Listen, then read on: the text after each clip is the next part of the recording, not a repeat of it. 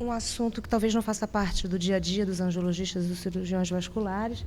Acho que a ideia foi, porque nós que trabalhamos em hospitais gerais, muitas das vezes somos chamados para emitir parecer sobre essa patologia, e a gente vai tentar falar um pouquinho sobre isso.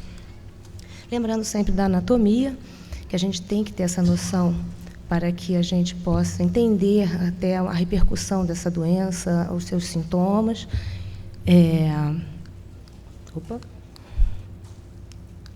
Aqui também, novamente, a gente tem que lembrar sempre da veia umbilical, para a gente tentar entender a recanalização dela quando nós temos a hipertensão porta, numa fase crônica, né, dessa doença, que a gente pode transpor o que a gente entende, o que a gente sabe de trombose venosa e síndrome pós-trombótica um pouquinho para essa anatomia.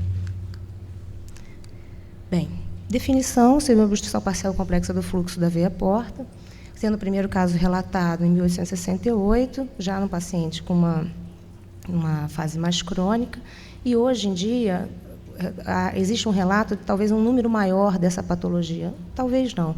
Talvez o acesso da população aos exames, né, de imagem, a ultrassom e a tomografia, nós tenhamos uma descoberta maior dessa patologia numa fase aguda, né? A incidência e a morbimortalidade, a gente não encontra na literatura trabalhos com evidências fortes, porque eles se baseiam em população viciada, quer dizer, em cirróticos. A gente não tem um trabalho mostrando essa patologia global. O diagnóstico ele é feito por ultrassonografia com Doppler colorido e a tomografia computadorizada com contraste. Uma imagem para ilustração, uma veia porta com presença de material congênito no seu interior, mostrando uma trombose. Uma tomografia também mostrando a não contrastação da veia porta.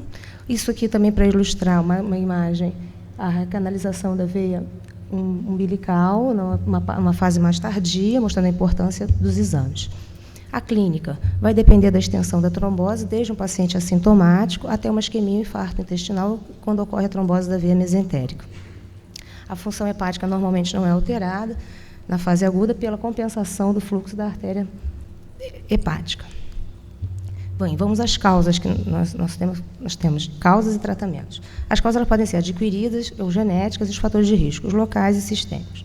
Nos locais, principalmente, o mais comum é por compressão ou invasão tumoral da veia porta, por estase nos pacientes cirróticos e na esquistossomose, e nos processos inflamatórios adjacentes, resumindo toda a patologia inflamatória abdominal.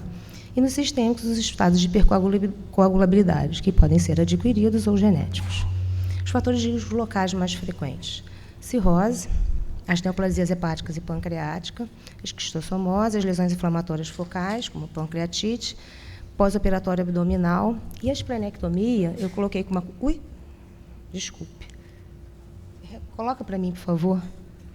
A esplenectomia eu coloquei como uma letrinha, uma cor diferente, porque em alguns trabalhos, levantando na literatura, eles colocam como a esplenectomia como uma causa frequente de trombose de veia porta.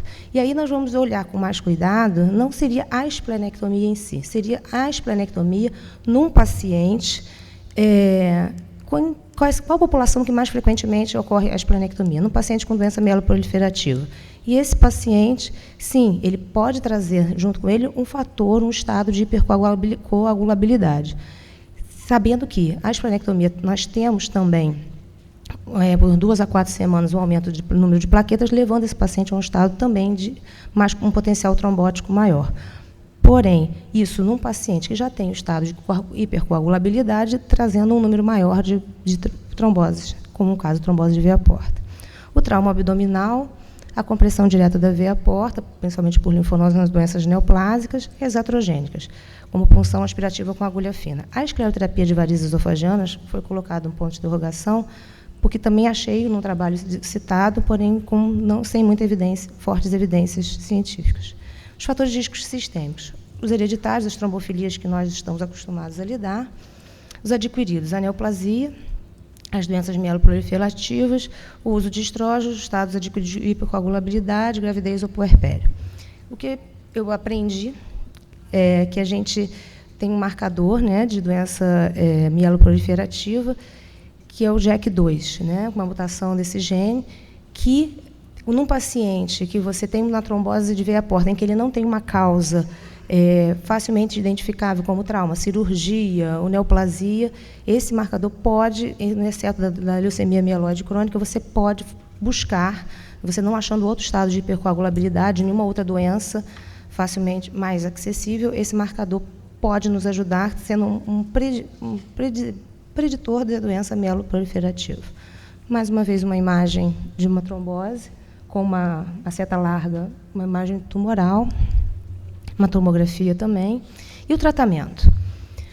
A anticoagulação, né? A fase aguda, como as nossas tromboses que nós estamos acostumados a tratar, ela visa diminuir a extensão do citrombo e objetivando a recanalização, diminuindo assim a extensão, diminuindo a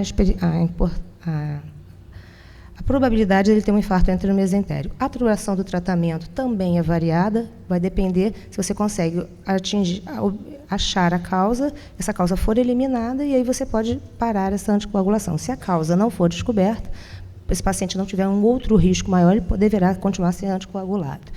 Em cirróticos, que às vezes é uma grande dúvida nos grandes hospitais, anticoagular um paciente cirrótico, que a gente sabe que ele já é naturalmente anticoagulado, porém nem sempre ele é naturalmente anticoagulado, a gente vai ter que estudar o estado de coagulação desse paciente. Tendo uma trombose, que ele tenha varizes esofagianas, a gente tem que primeiro fazer a profilaxia com a ligadura, procurar, fazer uma busca ativa dessas varizes, e o uso de beta-bloqueador, que talvez funcionasse como um vasoconstrictor. E na trombose crônica, a anticoagulação é questionada, porque o paciente, num estado crônico, tem que se estudar o estado de coagulação dele. O tratamento, eu gostaria que as pessoas que aqui tivessem mais tarde, na hora da discussão, que tivessem experiência com o uso de trombolíticos nessa situação, que pudessem pronunciar, porque na literatura eu não encontrei, né, um trabalho com uma evidência forte do uso. O relato é que existem mais complicações do que propriamente um benefício para esse paciente. Mais uma vez, uma imagem de uma paciente de 16 anos pós uma esplenectomia. Ela evoluiu com uma trombose de veia porta e já com a recanalização, com uma transformação cavernosa. Mais uma vez, uma imagem de uma transformação cavernosa.